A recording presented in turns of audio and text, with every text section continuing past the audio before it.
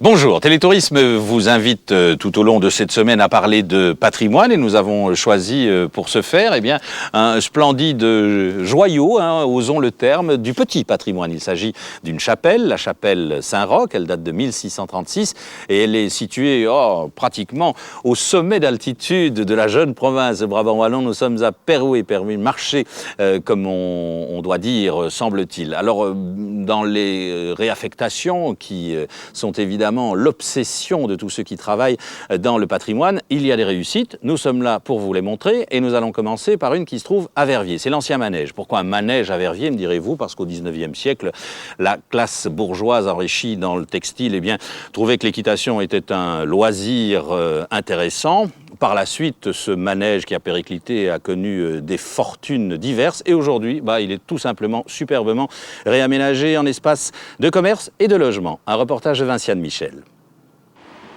On est dans un quartier qui reflète vraiment l'expansion économique de Verviers à la fin du 19e siècle, quand la ville est à l'apogée de sa puissance. Donc en face du grand manège, le même architecte Charles Thirion construit 2 ans plus tard le Grand Théâtre, qui est également classé et qui devrait faire l'objet d'une restauration d'ici peu.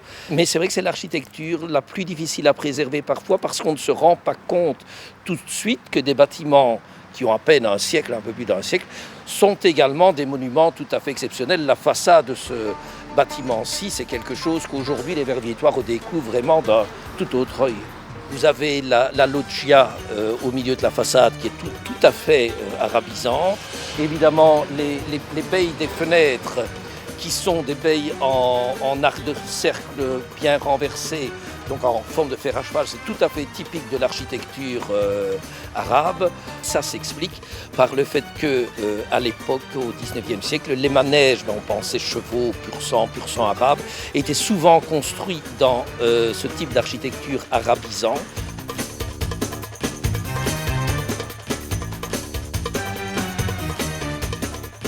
Le manège, comme son nom l'indique, était d'abord un manège qui a été transformé et agrandi en 1892.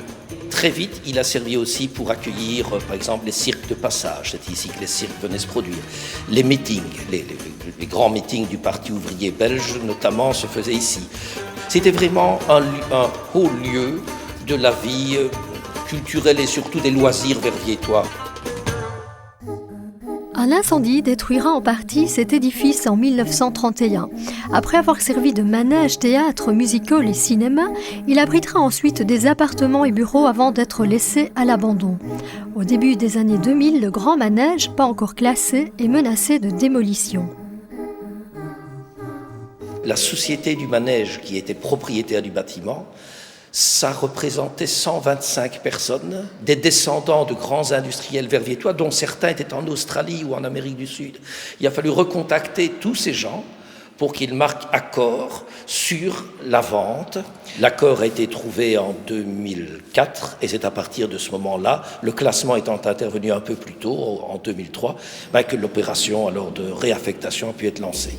Un classement qui porte sur la façade à rue ainsi que sur les 3 halls et escaliers d'entrée à la décoration exceptionnelle. On ne se croirait pas au plein cœur de Verviers. S'il faisait un peu plus chaud, on pourrait se croire au Maroc.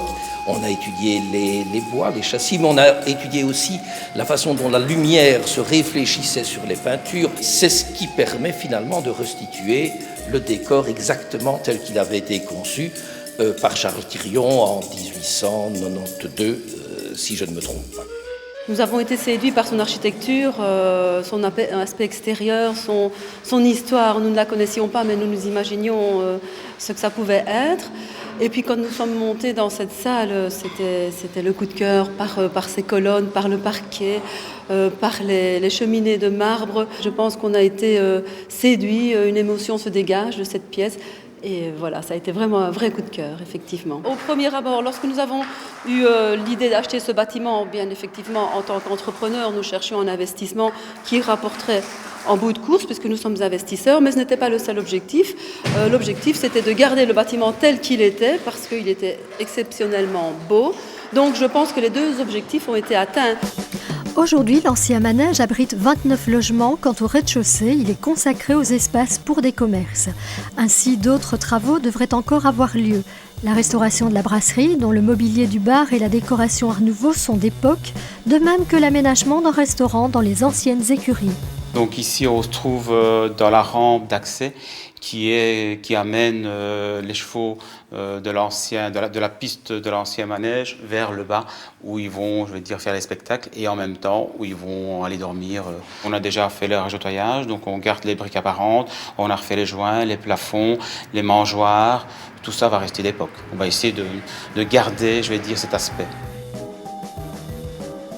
La restauration du Grand Manège est un exemple de réaffectation réussie, sélectionné parmi les candidats au prix Caius Patrimoine 2008.